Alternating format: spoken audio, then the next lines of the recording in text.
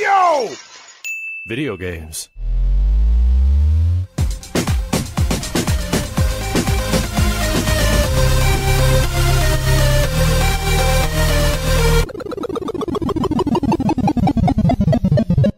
What up, dudes, and welcome back to the Yo Video Games podcast. I'm Matt. And I'm Andrew. And once again, thank you to our generous patrons who kept us going for nearly 500 episodes. Yeah, if you're interested in becoming a patron at any level, please check out patreon.com/YoVideogamespodcast. Dude of the week is Jackson. Brand new dude. Thank you, Jackson. Thank you, Jackson. Appreciate Action you. Jackson. We got an action-packed episode, or at least what happened today. Sony State of Play happened, and granted, it was like only announced a day ago. Day before, yeah. Yeah, the day before. And minus some weird Twitter haters and YouTube haters, this was surprisingly good. Yeah, my immediate thing was like, this is about as good as State of Plays get, honestly. And over half the stuff they announced is coming out in like September. Yeah, there was like September 3rd, September 5th, September 5th. I'm like we went from Sony, and look, I think it's pretty clear we are not the biggest like Sony brony, like we're not huge on Sony, but yeah, they went from having nothing on the lookout to now fall and early 2026. Looking pretty solid. I just try to be the real, we try to be as real as possible. And sometimes that means sounding pretty negative or cynical. I mean, this isn't like, oh, Sony, I don't want to be in a sort of, oh, Sony's back, Sony's great, I love Sony. Kind of, this is not a rah mentality for Sony. We're not really champions for anything. We do try. I mean, we have said a lot about how Game Pass is like the best deal in gaming. It is the best deal in gaming. If I forget Microsoft as a company, but it's a good deal. Yeah. And at the same token, forget Sony as a company. I'll definitely have plenty of snarky things to say about the company as we get through this podcast. But it was a damn fine State of Play. It was shockingly good. It was the state of play. It was the state of play you wanted. It was a state of play I think it was a state of play they needed. Because, like I always said, Microsoft had this appearance of like being a dumpster fire, and Sony was a gas leak. Yeah. Where they were kind of silent. They were kind of taking weird L's. Like things were like really just not good below the surface. Well, Jim Ryan left them in a dumpster. Yeah. They were in a weird valley. Yeah, especially as like all their live service stuff sort of like came to a not a halt, but like got canceled. God of War, an unknown Sony Ben project, and Concord, and Last of Us Factions. Marathon's not looking great now. No, they didn't, and that's the funny thing is they didn't talk anything about Marathon. Nope. They didn't even mention it. Oh, I think this has everything to do with the fact that little scandal of they stole all that artist stuff. Yeah, and they didn't. When I was curious, because I was like, I wonder if are they going to announce the delay here, or maybe not? Because I was like, yeah, you don't want a State of Play to be the place where you announce a delay or something. I think that's going to be like a Twitter or blog post or whatever, and just be like, hey, sorry guys, we got to push it back. To make it the best it can be. Blah blah blah. So it hasn't happened yet. And I don't want to speculate. I don't want it to be canceled, but part of me is just like talk about Marathon has been like they have said less and less and less, and part of me is just getting this weird like, ooh, they might be thinking about pulling it, which is insane considering how much they spent money, or how much money they've spent on Bungie, on Marathon. Yeah. But they might be like, just pull the ripcord generally on these live service titles that they're unsure about. Anything that they're even slightly unsure about, they're just going to like yank. Which is a lot of money. It's a lot of money wasted, but it's also like, you have to think about the money they'd be spending trying to like keep it up. Oh, right. Like just like a losing. Oh, we'll release it and try to have a bunch of servers up for it and no one's there kind of thing. So it's like, well, what's worse? Yeah. I don't know. And granted, I think anything, if Marathon would have been in there, it would have been a distraction from basically everything else. That's because true, one, I don't know that it would necessarily look much better than the last time we saw it yet. So the game is what it is as we know it. It's done. Yeah. For the most part, like everything they have, any major changes, like because of the art, like that's going to take a while to replace at this point. So yeah, it's supposed to be out in 3 months. So we'll see. We don't need to speak ill of the dead. We should probably just let's just start from the back and then jump to the front. Let's just get it out of the way. Let's talk about Marvel Token. Feels like the thing to talk about. I think that was probably the biggest like WTF moment. Where I don't know if you had any hints of this coming. I had no idea. Like I had. Well, that's the thing. It was something that was just sort of a surprise. It wasn't rumored. It wasn't sort of like teased anywhere. It just sort of kind of fell out of the blue. Well, I know which is what you want. Yeah, we had talked about Arxis. Like they hadn't had anything. Yeah, I know we recently had talked about like Arxis. Oh, what do we think they're doing? Type thing. Maybe this is many episodes ago, and my brain is mush. Entirely possible. But I feel like we talked about it and we were like, oh, I don't know what they're doing. And we speculated on what they would be doing. And this definitely was nothing we expected. Yeah, so, like, okay, cool. Sony is funding a Arc System Works 4v4 tag-based fighter from Arc System. I might have said that twice. But anyways. And it's Marvel. Yeah.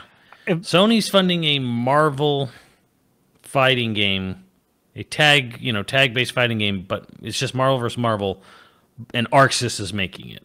I can only imagine how hard Max got. We're getting the band back together. I'll fly into California and we'll... here's the great thing. We should do an Assist Me episode for something. Just one. And then we should hire actual Japanese voiceovers to overdub all of us, and then we just dub Japanese. How wild was that the whole trailer was in Japanese? I thought that was cool as hell. I also think it's cool that they let them do their own twist on all the characters. Yeah, and they talked about how like they gave them their initial design pitches, and they're like, they didn't say, but it was almost like you're trying to appeal to my Western sensibilities. Like, no, I want your weird anime look for everything. So they turn Iron Man into a Gundam. So, and it looks cool. Yeah, it does. So actually, it was kind of nice. I mean, that's in every aspect.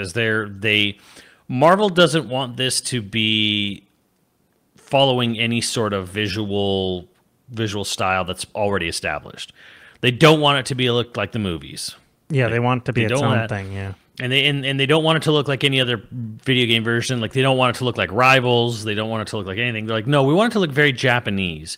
So we're calling the game Marvel Token Fighting Souls. We're going to keep that name, and we're going to debut the trailer in Japanese, and we're going to make the designs as very Japanese style as possible. Go crazy with it.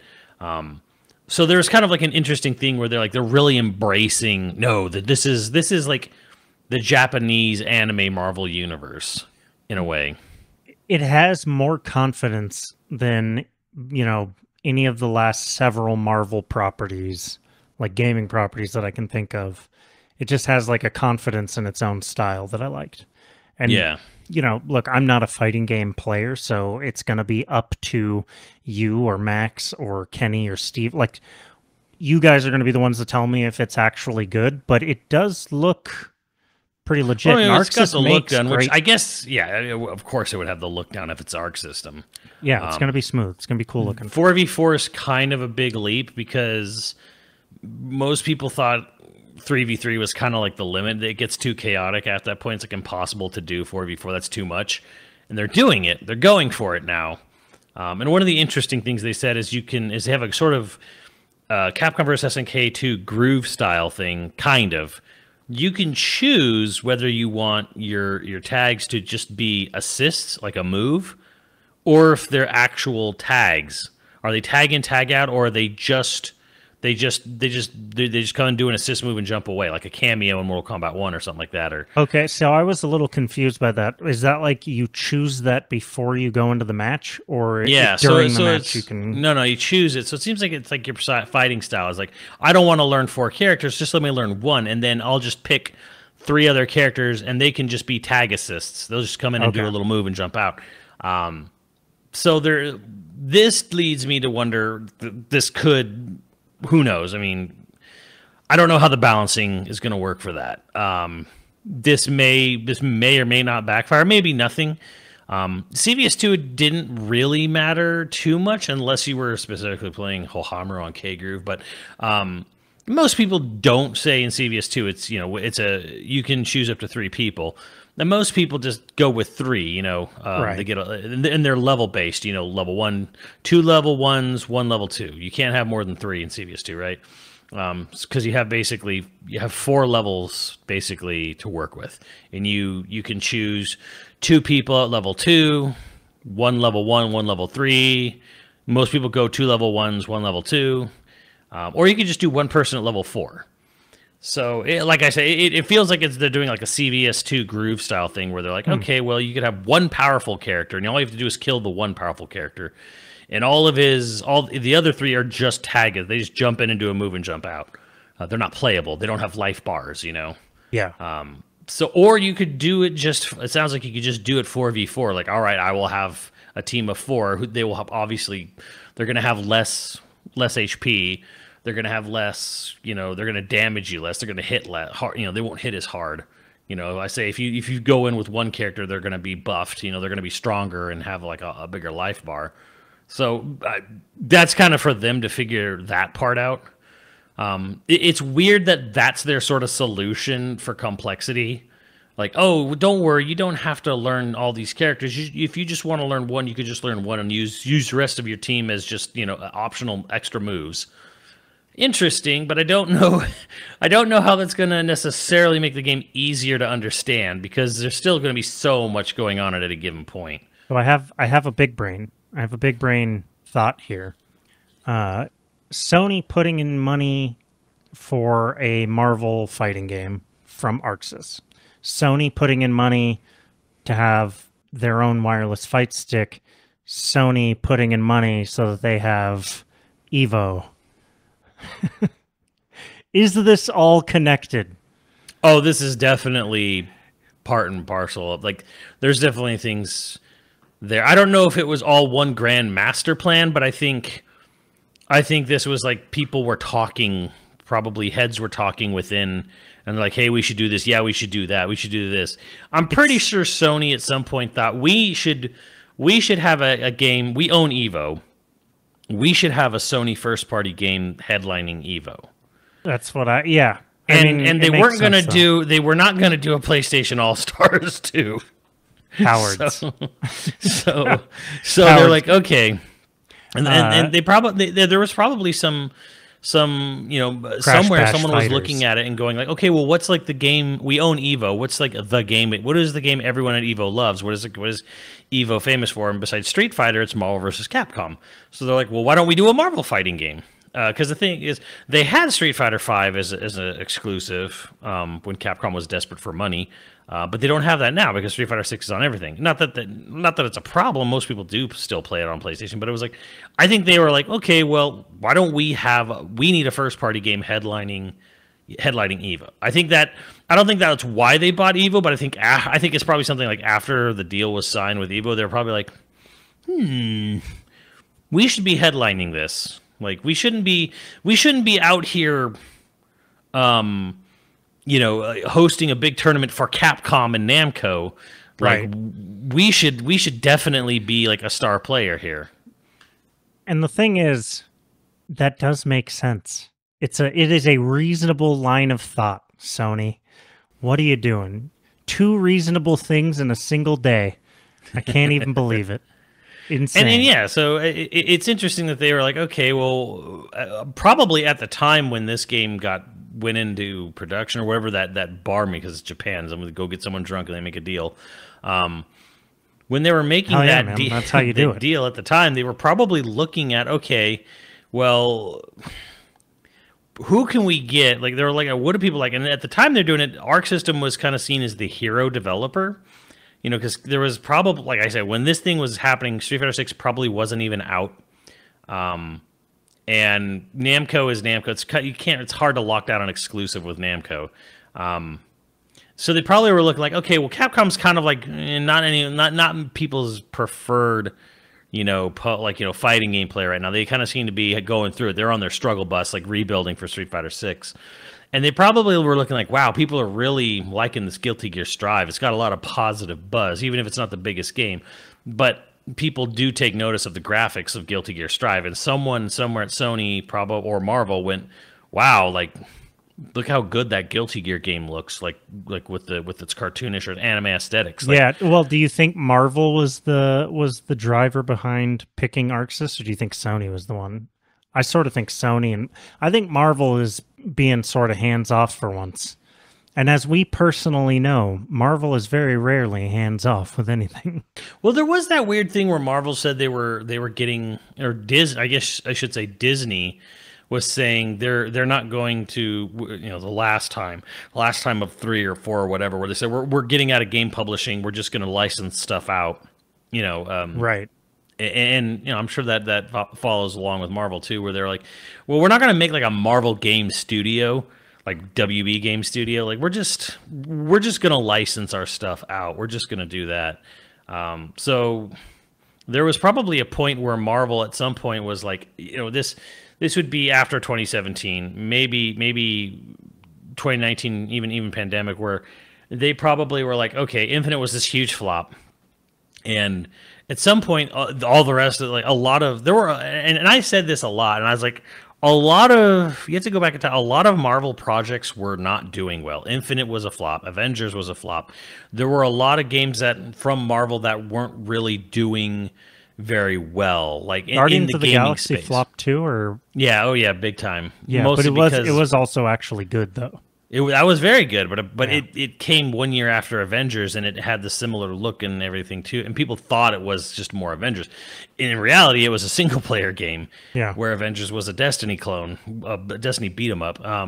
But yeah, so there were a lot of like big Marvel projects that were just floundering.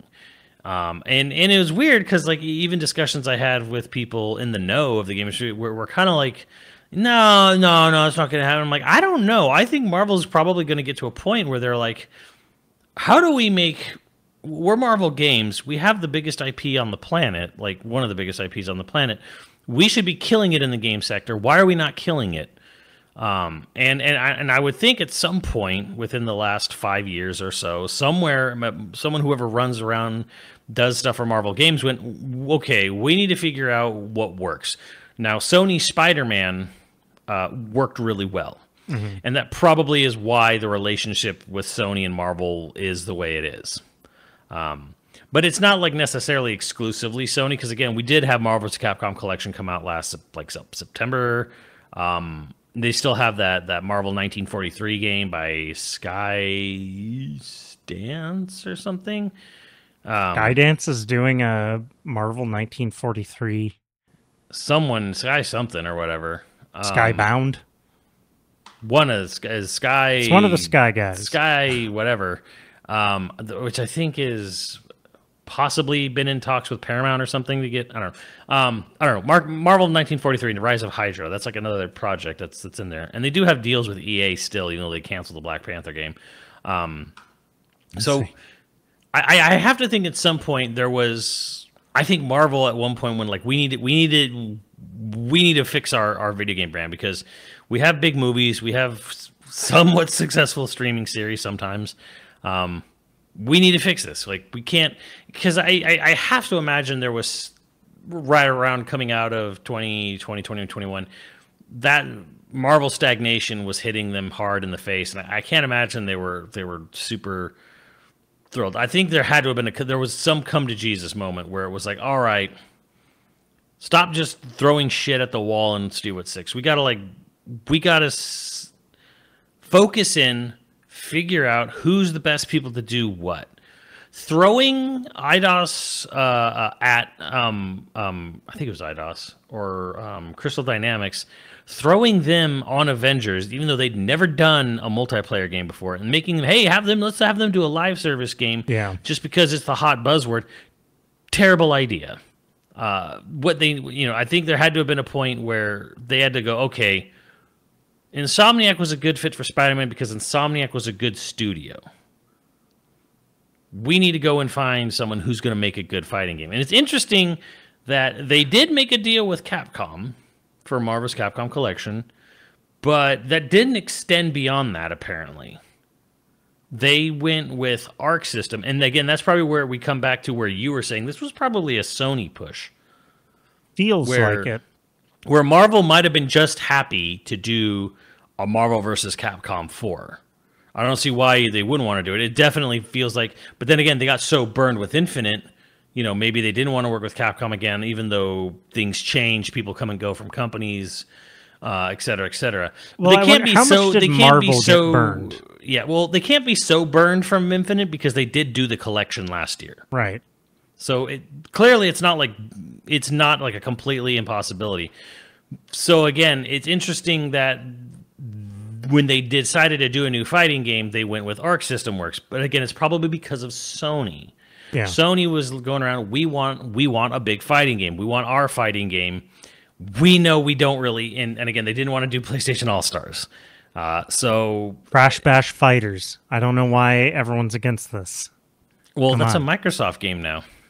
Is it? Well, yeah, they own Crash Bandicoot. Oh, they do? Right, yeah.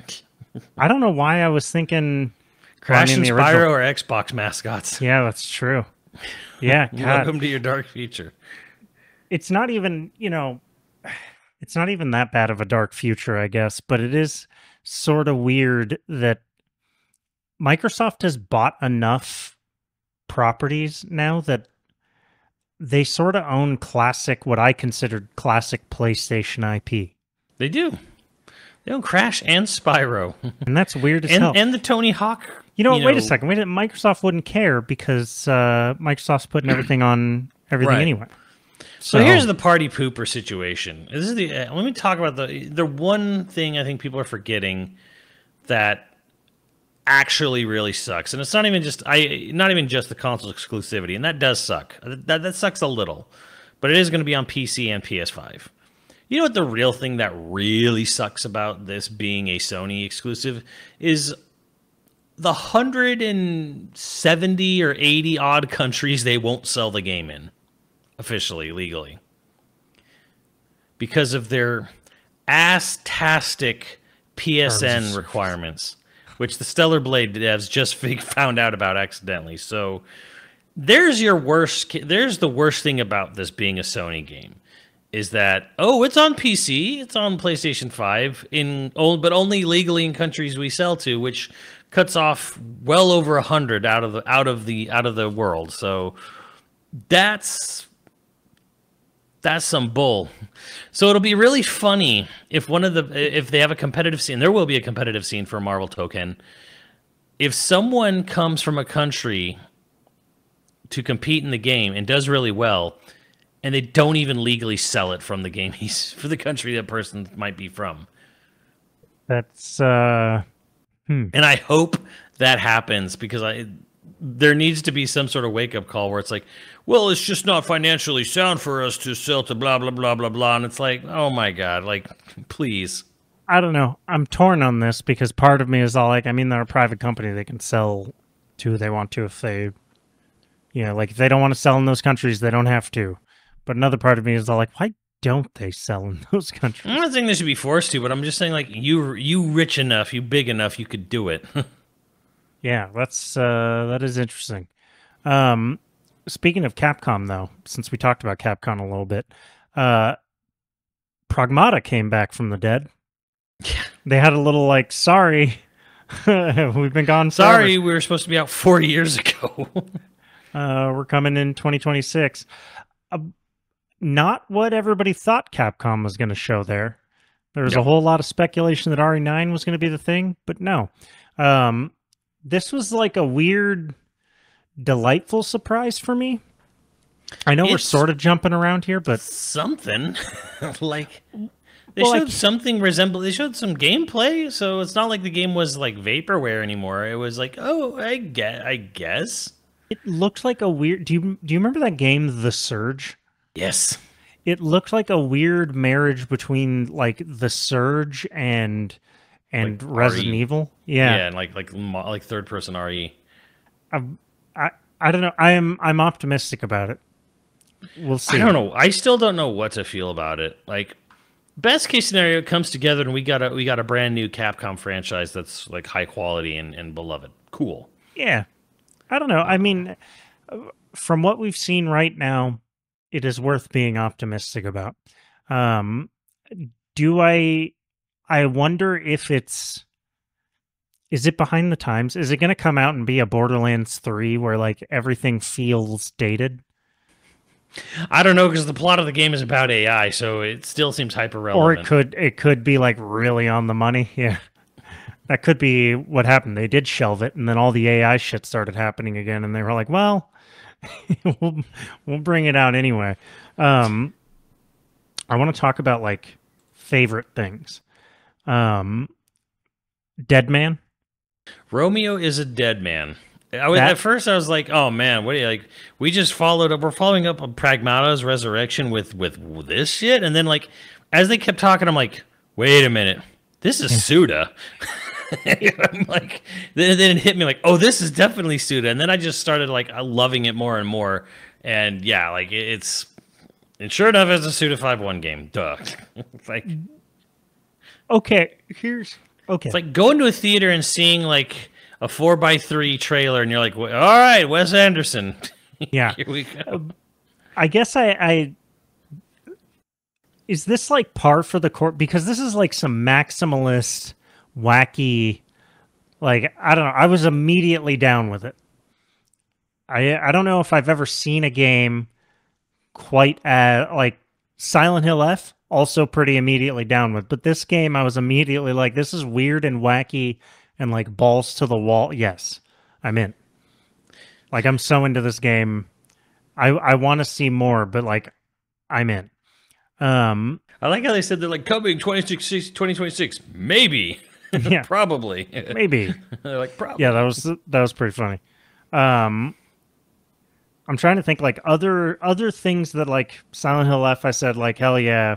MGS Delta. I'm still, I hate that Konami has me interested, but I am interested. Honestly, I had mild interest in just about everything from the show, because they started the show with, hey, Luminous is coming back, cool, like, not like world bending, but Luminous, neat.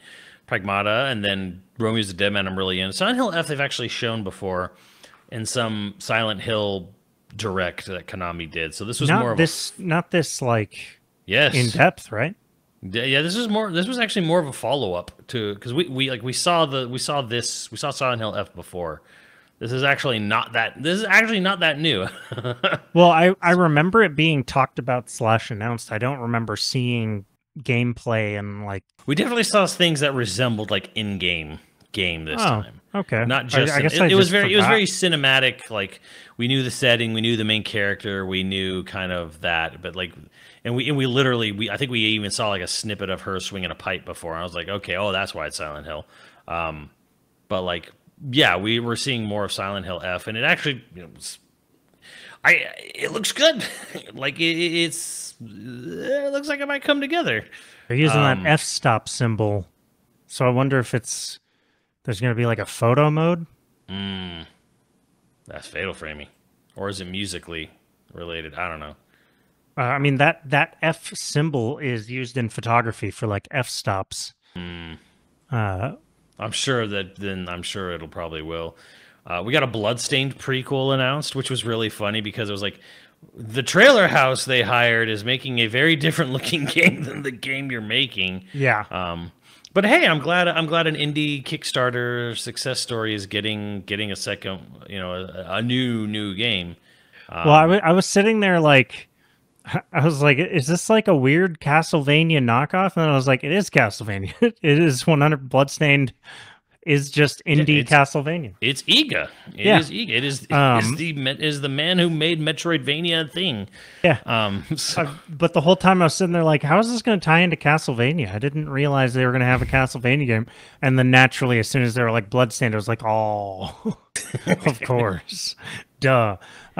This is another thing that like, you know, granted, yeah, you should never read the comments in any of these streams, but like seeing people be like lame, knockoff, like, and it's just like, these guys all have to be like 12. Oh, for sure. Why are you so hard to please? Yeah.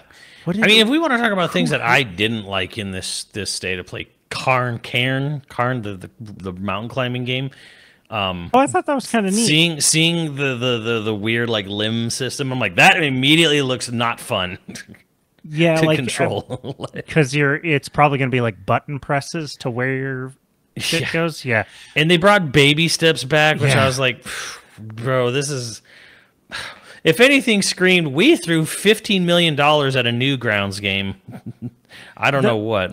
The thing is the humor is very early 2000s Newgrounds. The gameplay, like, other than the fact that the graphics are way too good for what that game's going to be. Yeah, for basically QWOP. Yeah, like, what is this and how angry am I going to be at it? And you know it's going to have a following. I mean, with everything that was announced and playably here, I don't know when they said the release date for that was, but I'm like, that's a game I will never play. Well, I mean, look, you stream, you're gonna run out. Eventually, you're gonna be like, you know what? I'm playing baby steps. I'm never gonna be that desperate. Oh, it's a September 8th, of course. You know, or there's like 10 other games coming out that week. So. Yeah, it's all September. Everything's September. I don't know what they decided. Like, it was like they panicked about not having anything for September and then greenlit too much for September. Yeah. Like, what happened? I guess it's a good problem to have. At the end of September, we're getting Final Fantasy Tic Tacs. Yay. So it's funny. I thought it was, to me, it was funny that they gave it a brand new subtitle. It's the first game. It's the original game, and now it's called the Evilist Chronicles. And I find that hilarious because it was Final Fantasy Tactics, then it was Final Fantasy Tactics War of the Lions. It's the same game remastered for PSP. And they gave it called War Lions. Now they're remastering it again, but now it's the Evilist Chronicles. And I'm like, one game got at least 2 subtitles. I don't know, and that and it was just funny to me because it's the same game. Okay, so I had like a weird moment where like I just assumed I misremembered the name of the game. Like I am exactly that bitch that got confused. Like I never would have realized that they had changed the name. I would have been like, I guess I just forgot. No, you didn't. It literally, and the funny thing is too, is like, yeah, they have an original version. They're saying you can play the original version as is, and I was like, oh man, does that mean it has the original, the original translation was a botch job, and like impossible to follow. But apparently Square's like, no, it's the PlayStation 1 ROM. Well, they won't say it ROM, but it's the PlayStation 1 version with the PSP proper translation. Okay.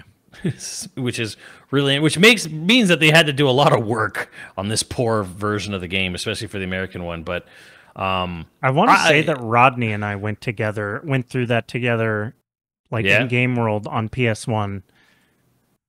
I want to say we did that there's some interesting stories that have already come out about this game, and I think we should be number one. The game's original director, Yasumi Matsuno, he released a statement. I think it's an interesting statement. I'm going to read it to you here.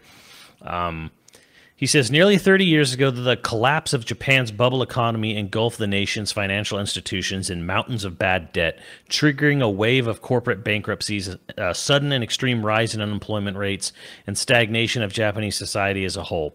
It was an era when many were robbed of hope, when dreams were measured by their price tag. Against this historical backdrop, I crafted a story. It was the story of Ramza, a young man who fought tirelessly against the entrenched social class system. And it was the story of Dalida, who sought to take advantage of this confusion and despair to advance his own social position. It was a story of a peculiar destiny in which friendship and betrayal intertwine. And now, in 2025, a time when inequality and division are still deeply rooted in our society, I offer this story once again. The will to resist is in your hands. All right, man. Damn.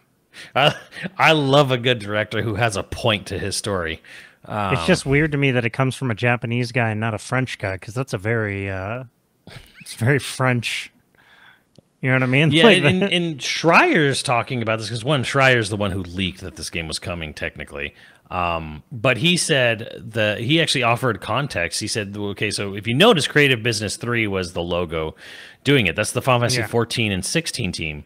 And he was saying, like, the reason this game took so long to come out was because they were busy with expansions in 16, and they couldn't actually get to this game proper until then. And people were like, well, why? And then he was clarifying people who were asking him, well, why would they do it? Why wouldn't they have some other part of the company do it? And he's like, because even still to this day within Square Enix, there's autonomy within leaders of divisions of the company, and they wanted to do it. And what he basically was also, and what he's implying here is that the people in Creative Business 3 wanted to bring tactics back. Other producers within the company probably didn't. Like, they wanted to do it, so they went and said, we want to do this, and Square said, okay, sure, you can go ahead and do it. And he's like, all right, but I can't do it right away. And Square was like, whatever, fine, probably. So basically, it seems to me it's like Creative Business 3 is like, oh, we love tactics, want to bring tactics back. We want to bring back the first tactics. Square Enix, cool. When can you have it? Well, we're really busy with 14 and 16, so after we get 14 and 16 done. And they're like, okay, sure, fine. Square didn't feel any pressing need to, like, well, if you're busy, we'll put it on someone else. No, they're like, yeah, sure, whatever. So what I'm saying here is that, like, there wasn't anyone else within the company that was like, I need to get Tic Tacs out, real fast. So yeah, again, you need there are champions within the company. You need a producer, someone who's in the earworm of the person who writes the checks to be like, I really want to do this. We should do this. I want to, like, let's make this happen. You need champions for projects to get off the ground. And there wasn't anyone else within Square Enix that wanted to bring tactics back. It was Creative Business 3, and they were busy for a little bit. And again, this is why. So why haven't we seen XYZ game remaster from Square? Because no one in that company wants to do it. No one loves Final Fantasy IX. Well, even if you do love it, you have to be high enough. It's clearly 9 is happening. Even Schreier said, yes, 9 is absolutely happening. It is going to be a more substantially bigger budget remaster than this one. This one was not huge. Yeah, is it going to be a remaster or a remake of 9? 9's going to be closer to a remake. Not a 7, Final Fantasy 7's like size remake, but just more of a remake than a remaster. It'll be interesting to see whether or not 9 gets the love that I think people think it'll get. Because when 9 first came out, do you remember that, like, people were really pretty mixed on it? They were. You they either absolutely loved were. it or you did not like it at all. Mm-hmm. Like, I remember 8 being more popular generally than 9 was around the same life. It was. 9 was a mixed bag. But now you look back at it and you're like, 9 is clearly better than 8. 9 followed the same path that Wind Waker followed, and that is the people who didn't like 9 or were turned off by the way 9 looked. You know what they did? Moved on with their life. And the people who loved it didn't. They're not out here fighting this internet war 30 years later about, oh, I hated the way 9 looked. You look all stupid and cheapy, blah blah blah, blah, old fantasy bullshit. I want my cyberpunk, fantasy. Anyone who thought about that way about 9 is moved on with their life. They don't care anymore. Like, same with Wind Waker. And because I used to work, when other jobs, I would talk to people who were like very casual gamers. They love games. Like, they like games. They're very casual, and they're like, And I remember when Twilight Princess was coming out, and they're asking me, "Oh, there's a new Zelda coming out," and I was like, "Yeah," I'm like really excited. And he's like, "Does it look like the last one? Does it look like Paper Zelda?" I was like, "What?" I was like, "Yeah, the last one looked like Paper Mario." I couldn't stand. Like he just didn't want to buy it. Like the guy, like coworker, loved Ocarina. Didn't play Majora's Mask, obviously, casual gamer. It was just like he called it Paper Zelda. He's like, I don't know, like why they make everything look like Paper Mario, or like he just thought it was like a Paper Mario game or something. But it's like, yeah, in passing, you don't pay much attention, and that was just sort of the gist. Like, the guy wasn't sitting there going on message boards decrying Wind Waker. He just didn't buy it. Hence, Wind Waker didn't sell as well as they wanted it to. So it's like, but there was a good amount of people who were going on message boards. I mean, I was one of GAF them. Basically only exists for people who go on message boards and right. I was a Zelda hater. I still don't like the way it looks. Like to this day, there's no people like people came around. There's this narrative that everyone came around and everyone likes it now. No, it's that the people the people who didn't like it, like me, we made our peace, and I'm still going to tell you I don't like the way it looks to this day, but I don't care anymore, kind of thing. It's like. I don't like the way it looks, but, that's not even the game's problem. The game has all these other actual issues we could talk about, because the game could look the way I want it to look, and it would still have these fucking issues that make it not a great Zelda game. It's an all right Zelda game. It's an all right game. Like, there are worse Zelda games. Oh, for sure there's worse Zelda games. It's kind of middle of the pantheon, or middle of the ranking there. And when you have as many Zelda games as you do, that's not bad. Not bad. Yeah. Again, it's not even a bad game, but it's like, do I like the way it looks? No. Am I going to sit there and like try to? No, I don't care. Like I won. As far as I'm aware, because like I can pull up the GDC panel about Twilight Princess when Enuma went over the creation of Twilight Princess, and he laid out in great detail, because he was going to make Wind Waker 2, and he went and he talked to either Nate Bildorf or Bill Trin, in one of the two, and he said, he asked him, he's like, okay, why is Wind Waker not selling? Like, why are we so far beneath Ocarina? Like, I kind of understand Majora, but because it came out after the PS2 was out and everyone kind of moved on, and it required the expansion pack and all that. And he's like, but like, why is this all selling as bad as Majora's Mask? At the time, even worse. And they told him, like, well, it's the way it looks. And he's like, well, why don't people? He's like, why? He's like, well, what do we got to do? Why are we getting people to try it? If people just tried it, they'd understand why we made it. And like, you're not. And they told him, you can't win this battle. They're not going to try it. They don't want to try it. They saw it and they walked away. That was it.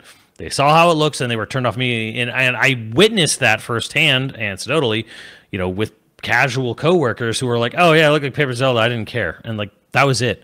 They saw it once. They saw a print ad. They saw a commercial on TV somewhere. They saw the box art and they just went, "Ugh," and they just walked away. That was the fucking end of it for them. Yeah, well, what if they were real fans?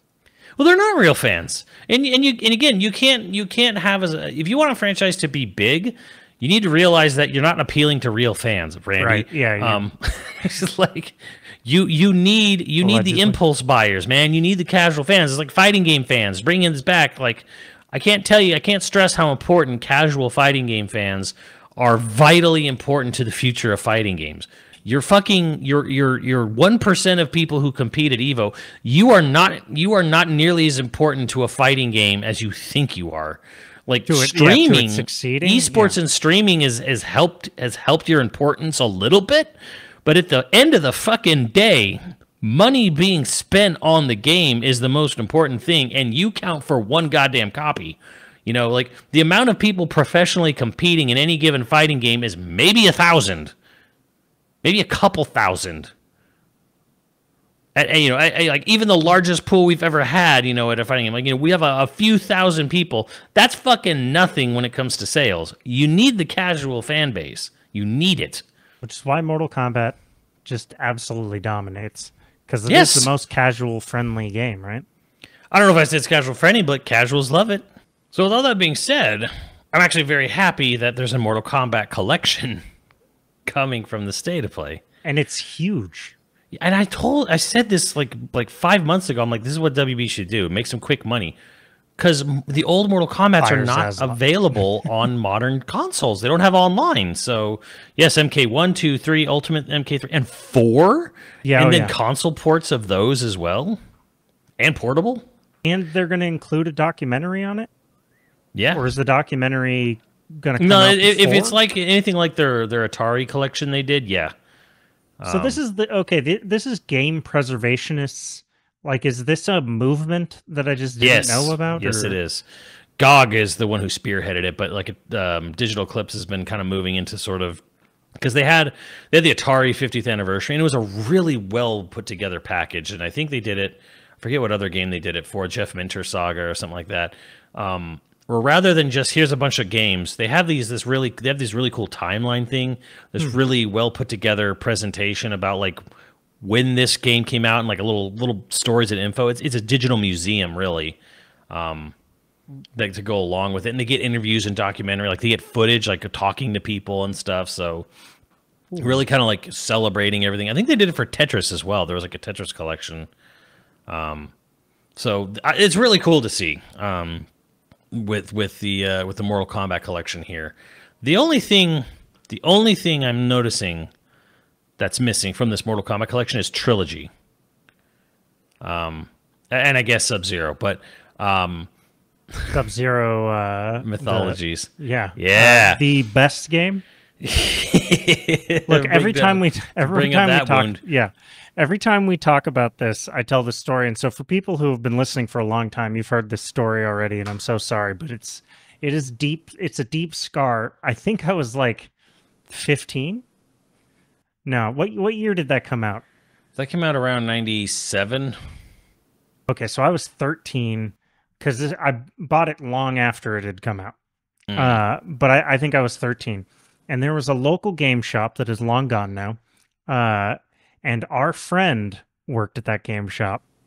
And he convinced me, with what little allowance money I had, I was there to buy one game. He said, this is the game that I got to buy. And I did. I trusted him. That son of a bitch had me buy Sub-Zero Mythology. Yeah. Terrible game. The amount of hate I have for that. Yeah, like that game. Actually, you know what's good about that game is if you're ever wondering what it's like to be a Catholic, get that game and just suffer through it. And really just like get through it and beat it. And realize there is no reason for you to have beaten it, and that is what it's like to be a Catholic. And the only way you'll understand that I'm telling the truth about that is if you do it, or if you're Catholic. So nobody's going to do both of those, so no one will. They just got to take your word for it, I guess. They'll have to trust me. But I'm glad it's happening. Yeah, Rob, I don't know why it hasn't happened yet, and I hope Trilogy. They really need to get Trilogy on there because Trilogy still has a sort of competitive scene.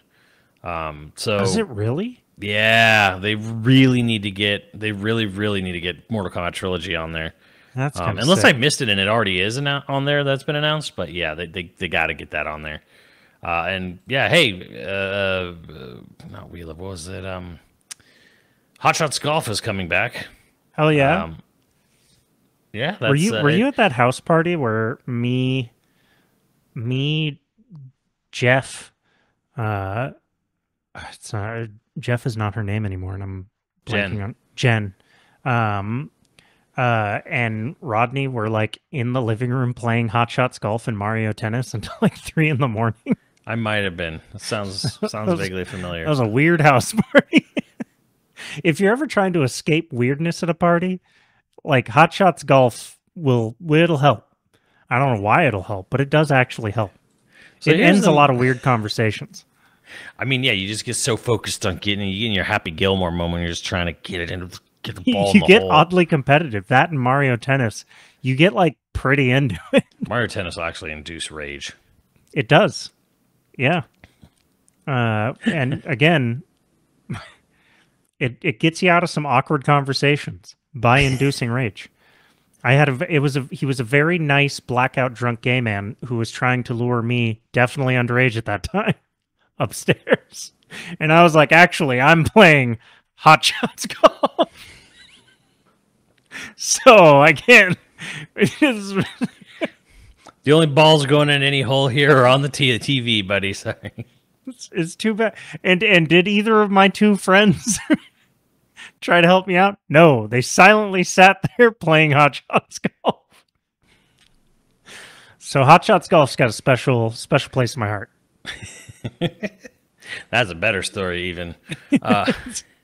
Involves the same friends. Yeah. Makes you Again, wonder, Rodney. Makes you wonder about your choices in life, Andrew. I made so many bad ones. Truly, I could write a self-help book that is all about nothing but doing. Just do the opposite of this. You'll be fine. So here's an embarrassing thing. They announced Neo 3 and I was like, already? And people are like, bro, it's been like 5 or 6 years. I had the same reaction where I was like, wow, Neo 3 already. That was fast. And then I Googled it. It's been a while. You know what it is like, what was it, Ronin? Yeah, Rise of the Ronin. Rise of the Ronin had like a Neo, had a baby with Ass Creed vibes, and I think maybe that just tricked me into thinking it hasn't been that long. Yeah.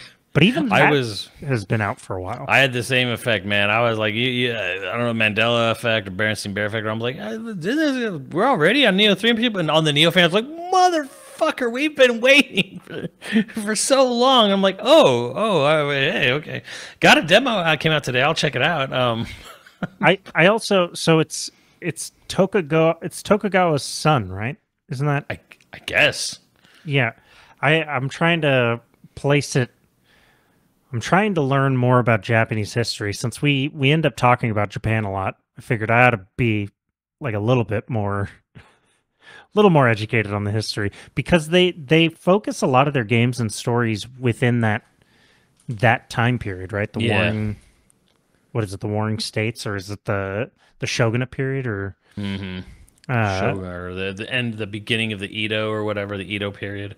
Yeah, it's like just their Wild West. Anything around the Warring States with Nobunaga Oda. Interesting. Yeah, and also Ghost of Yote is somewhat around that time. Yeah, and that almost seems like they're doing it just to have a setting that they want. More than because you're so far up north in Hokkaido, it's like it doesn't seem like Ghost of Yote is not going to be about the Shogun. It's not going to be about Oda. It's not like Hokkaido was kind of like the Wild West of Japan. Because it didn't actually fall into the boundaries or the borders at the time of Nippon, right?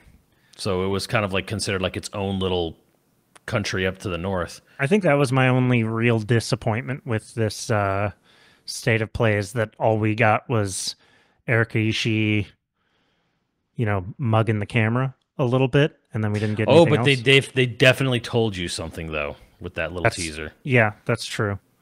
And I actually caught that during the Astrobot segment when they were talking about the new Astrobot levels that are coming out, and they're gonna have a Ghost of Yote bot. And I'm like, there's a wolf there. I'm like, yep. So the wolf's a part of the gameplay, isn't it? And then they had that teaser, and I'm like, oh, you're definitely going to have a wolf companion the whole game. And that's what they're waiting to show next month. I'm not going to be able to play it in front of my dog, because every time he sees that wolf, he's going to lose his shit. My dog stands on his hind legs and does this little wobble back and forth, just barking full force at the TV anytime a dog or a horse or like some particularly good action happens. Someone does a hit. My dog is immediately just like screaming at the. It's very frustrating. It's real frustrating. So playing that's going to be a treat. I was actually excited about it. I was like, "Oh, this is awesome!" It's funny because it doesn't show anything, but it actually got me really intrigued because it's definitely going to be something that's a unique gameplay mechanic that's not in the first game, and it's not an addition, it's not an evolution. Because she's going to fight with different weapons, which is what we all wanted. We all wanted to fight with different weapons in the first game, so that's coming. But that feels like an evolution of Ghost of Tsushima. New weapons, new combat styles, but now we're going to have a dog mechanic or a wolf.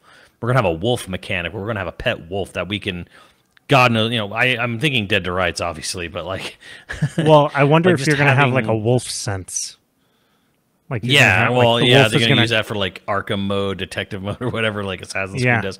I'm wondering if we're gonna play as it, like, oh, she's gonna send it into like you go into the scout out the town and you're gonna like play as the wolf going around or whatever, or is the wolf gonna be in combat? Are we gonna have like finisher moves where the wolf comes up and just like rip someone's throat out? I mean, that's hot, and I'm down with that. Or you can use it as a means to like crowd control, where if it's like you're getting too many people like crowding you at once, you can use the wolf to like grab someone by the back, or by their kimono and like pull them down or whatever, or, just do stuff. Like I'm hyper intrigued by this wolf mechanic. Part of me wonders though if it's not a mechanic and it's going to be the replacement for the fox. Oh man, because it snarls its fangs and stuff, and I'm like, it feels too on the nose. Because they've already teased the wolf in the very first trailer as well. So I'm like, okay, this is going to be like a thing. The character is going to become known as like the wolf, the ghost wolf or something. And she's going to have a wolf companion or something like that. Like, I'm pretty convinced of that. And I really dig that. I'm hoping there's something really fun gameplay related to it. And that it's not sort of... I hope it's never an escort thing. I hope the dog doesn't have a life bar. Oh God! Well, so wait, that comes out in September too, right? And they're going to do like October 2nd. October 2nd, and then they're going to do a gameplay reveal in July. Yeah. Yeah. Okay. I mean, that's finally getting our gameplay reveal next month. Thank God. We're so close. We're so close to it coming out. Finally. Yeah. Very happy about that. It's just weird because I actually was excited. Oh, and I was super excited to see more Sword of the Sea because I liked Abzu and I liked Pathfinder, so seeing their next game was very made me much happy. Reminded me of Journey. Yeah, well, it's the Journey devs.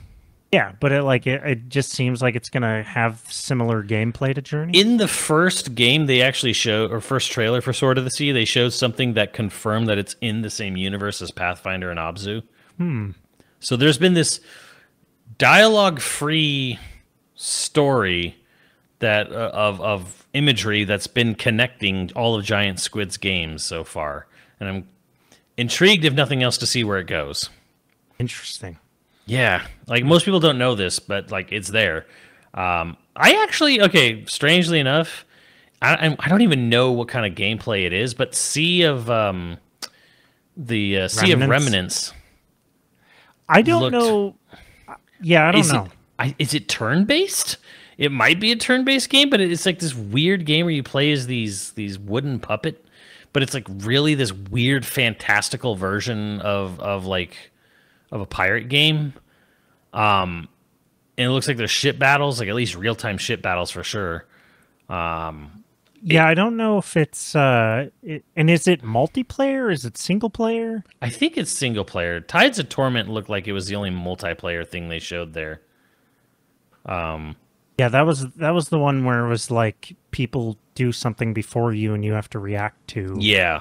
Yes, because they're trying to do this weird, crazy storytelling multiplayer experience, which good luck. It could be cool, but it also feels like maybe that'll get frustrating fast. I don't know. Or that could be hyper dependent on the player base and how many people are playing and doing things. Like it feels like, wow, very ambitious, but there's about 1,000 trillion ways that could go wrong. And I hope it works out for them. I don't know that it's necessarily something that I'll play, but it doesn't look bad. Like, I'm not trying to say it looks bad. Yeah, it looks like a weird version of like Waterworld or something. Waterworld, Mirror's Edge via Waterworld. Mirror's Edge with less and to final it out, and this is where we're going to diverge here, because we like the state of play a whole awful lot. Yeah, I liked almost everything I saw. I didn't like Karen and some other stuff, but Baby still doesn't give a shit. But 007 First Light. Well, did nothing. Looked very highly produced. Looks like it's going to probably be a good game. I don't care. It had the thing is, it didn't show enough of the gameplay for me to say. Which you will get Friday night. Yeah, but it does have an odd Uncharted meets Bond vibe. That's what a lot of people are saying. Like, it feels like Uncharted meets Hitman or something, or Uncharted meets something Uncharted else. meets Hitman. I don't know, and I don't know that I like I know that he's supposed to be a more book accurate Bond, right? Someone was saying that, but isn't Bond blonde in the books? Like, I don't know. Well, it's supposed to be before he's an MI agent, or as before he. Well, he's an MI agent, but it's before he's a 00. It's him. He's already an intelligence agent, but he hasn't gotten into the 00 program. He's got to get his kills. Yeah. The trailer highlighted everything I don't like about this character. Well, I just I want to see more before. Yeah. Well, the thing is, I saw enough. I feel I saw enough to be like, okay, this is going to be a very highly produced game. It's got really good graphics. It's probably going to have good gameplay. It is the Hitman developers. Like, I don't think there's any question about the viability of the gameplay of this. But I understand, like, it would be nice to see more, and we are going to see more in a couple days. Well, that's the other thing is, like, the Hitman developers, like, Hitman is slow, compared to a Bond. Like, I don't know if I want a Bond that is as slow as Hitman.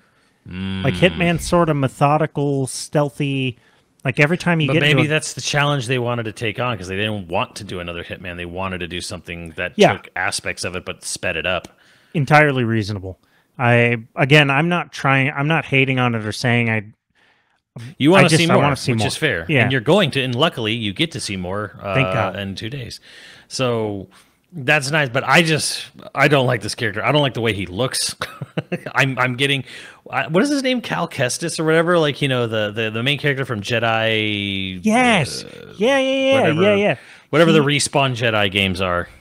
It's just odd. The whitest kid and I'm like, I don't want to play as a skinny young 17-year-old James Bond. Like, what? Isn't Bond, like, in order to get into the 00 program, you're already older and accomplished. So isn't he like 30-something when he gets into 00? Like, this dude looks like he's 22. Like, he just got out of the Royal Commandos. You know, he's hard. They said no he's doubt. like Royal Air Force or something. They said they name dropped what he's still part of or whatever. Maybe he's like SAS, like he's Special Air Service. Yeah, I mean, I'd have to like go back and what did the guy say? Royal Air Squadron. Yeah, like Royal Air Squadron or something like that to that effect. Jim, a young air crewman in the Royal Navy. Air crewman in the Royal Navy. Before he dons the tuxedos and martinis and steps in the world espionage, striving to earn his double status. Well, if you're British and you know what that is and you can relate that to us, that'd be cool. Otherwise, I'll be doing some Google food to see what that means. Yeah, I mean, it's clear that they want to do an origin story Bond, and I don't. This is just again, like, people are like, why did you not go on Bond? I'm like, he's too much of a Gary Stu for me. Like, the whole part of the trailer where they're describing his like, he went through all these works, was top of his class, all this, like, he's the man, he's the most awesome man ever. I'm like, it sounds like Cartman, describing his character when they're playing with weapons, and I'm like, yeah, he's super cool, he's super awesome, like, whatever, like. I don't know. I also just and here's the other thing too. Maybe you'll agree with me on this. Bond works better as a period piece. Yeah. Than just adapting him for modern day every time. Yeah, I mean, it's the reason why you lose some of the goofiness with his modern day stuff, but also why, like, Spectre did not work very well, with this latest round of Bonds, because it's just like, it's a little goofy. Mm-hmm. It's from a time where goofiness was sort of intertwined with, I don't know. I feel like, look, man, you want to make an interesting Bond game, base it off of fucking Christopher Lee. Have young Bond literally being in OAS. I think it was OAS, right? OSS, you mean? OSS. Well, that was the American Office of Secret Service, or the British one. The British one is shit. I'm blanking on. It's like, but whatever. They've trained at Camp X. Yeah, which was like have it there where he's doing really weird covert missions, stabbing Nazis in the back as the man actually did, and then have that be this thing where it got transferred. Okay, war, like, have that be like an early mission or something, and then have it move into how he gets picked up after the war and how the Iron Curtain's going up and like things are getting like, oh, the war's over, but things are starting to get a little dicey in certain parts, and have it like. That's what I think Bond works at his best, when shit is at this weird tumultuous point where it's like there was an obvious enemy, with the Axis. Yeah. And now it's like, well, there's definitely the bad guys, sure, but like now there's like things are with the advent of the nuclear arms and the arms race and the race to the moon, all that stuff. Just the Cold War was the time for spies. It really was. Like it was. Like this is to me like this is when you should be doing a Bond game. I like a period piece Bond game just feels right to me. I agree with that. I think a period piece Bond works as a period piece. 2, origin stories can suck it most of the time, generally speaking. Like, I don't need to see why they rose up to be who they are. Show me who they are now, kind of thing. Also, how weird was it to see a Bond trailer that didn't use the Bond theme because they cheaped out on it, obviously. I mean, that was wild. Bro, in people want to know this, in Grant Kirkhope said in 1997 money, or 1996, 95, when they were making the game, they had to pay the original composer of the Bond theme $5 million. Damn. Just to have permission to have the Bond theme in GoldenEye for the N64. That's cool. I want that job. Damn, I wish I was a composer. So you can imagine probably what it costs at this point to use the Bond theme. Although I wonder if that was part of the Amazon buyout or not. Probably. That's another funny story. Not really podcast for this week, but yeah. The rumors about how the Bezos felt so insulted by the Broccolis he bought them out to get rid of them. Yeah. Yeah, the Broccolis are out. Broccolis, I should say. Broccolis. That's, I don't know. All because Bezos heard they were shit talking him. We're either going to get a very, very cool turn in Bonds, because Bond will be able to do something that he hasn't been allowed to do in, ever, or Bond is going to become Jack Reacher but Bond. Like, he's going to have the name Bond, but everything he does is going to be Jack Reacher, and he'll just be part of the reason. Like, Bond, I don't know. I don't want to go down a weird. We're at the end of the episode. It's a different topic for a different time. We could go over just Bond. We could talk about an entire James Bond episode. They should have done a young Idris Elba. I mean, there is a lot of interesting people they could cast for Bond. If someone came to you and was like, okay, come up with I want a young Bond story. Who would you want as a young Bond? And again, they don't have to be, this isn't for live action. We're making a video game. So you can take whatever actor from whatever timepiece you want. We'll just model it after them and at when they're young. So if you want the young Patel. Morgan Freeman, go for it, kind of thing. I would put Dev Patel as Bond. Who? Oh. That's who I would do. That's who I would cast as Bond today. Right now. People are all like, oh, Tom Hardy. And I'm like, no, Dev Patel. I dig it. I actually dig Dev Patel. That would actually be it. He would be a cool Bond. That would be a good Bond. It would also be an interesting Bond because he is Indian, but I believe he grew up in the UK. Right. So it's like, and you could very easily, India was where the British Empire invented its sort of intelligence community. It's where the game began between Russia and the UK. So it's like, it'd be a cool, period especially piece. If you did a weird period piece. Yeah, hell yeah. I'd be down with that. Monkey Man, I don't know if you saw that, but like it's proof that the trailer. It looked good.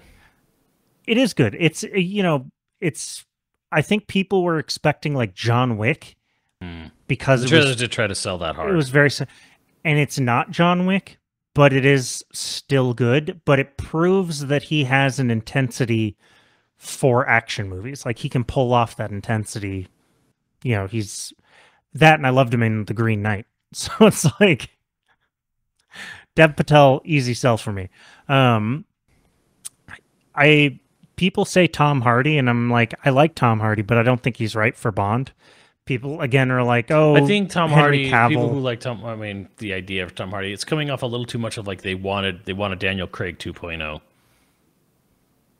Yeah, They want a rough and tumble Bond. You know, Bond who'll just like walk through a wall or like run through a wall to get his, you know, chase his prey or whatever. And I don't hate that. I just like, I don't see Tom Hardy playing Bond. I don't know. Again, not that I'm against it. I just Henry Cavill's another one where like I wouldn't be mad if Henry Cavill was Bond. You could just go watch The Man from U.N.C.L.E. and see that he's got it. I was gonna say, you know, we're really, you know what source we're not mining enough? Man from U.N.C.L.E.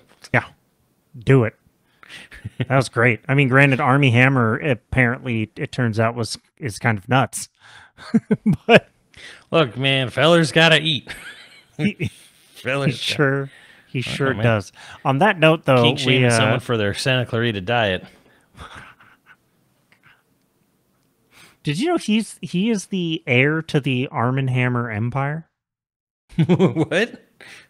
Arm & Hammer is a joke off of his great-grandfather's name, Armand Hammer. He's named after him. His nickname is Army, but his name is Armand Hammer. Huh. He is the heir to the Arm & Hammer pharmaceutical empire. Jesus. And a cannibal, apparently. Actual cannibal, Army Hammer. On that note, we have producers to thank. If you're interested in becoming a patron at any level, please check out patreon.com/YoVideogames podcast. Dude of the week was Jackson. Thank you, Jackson. We appreciate you so much. And our producers for this episode are Dragonwolf Makoto, Austenite, Zybernite, Skronami, Koroi35, Hyperviper89, LCL Mayhem, and Ziggy Z. Thank you, dudes. We'll catch you next time. Later, dudes.